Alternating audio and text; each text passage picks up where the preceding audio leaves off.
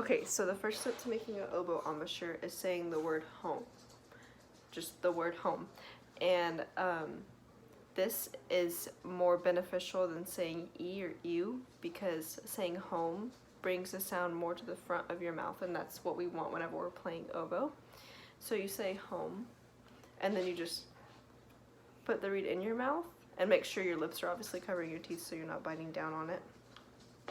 And for articulation, you can just practice first by saying D D D D D D D, and then whenever you have it on the reed, and you don't have to necessarily be able to make a sound yet, but just practice going with air. And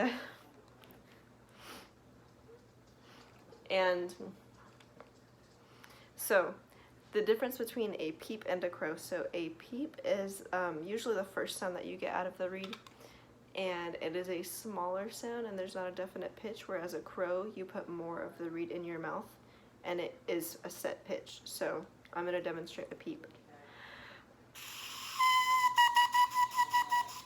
And that's with the articulation and everything.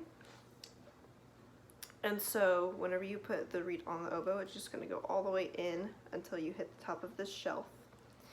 And so the notes I'm going to be showing are A and B flat. So this is a B flat. It is 1, 2, and 1. You want to make sure that you're covering the holes. Here's your B flat. Oops. It's totally sideways. Okay, here's your B flat. And your A.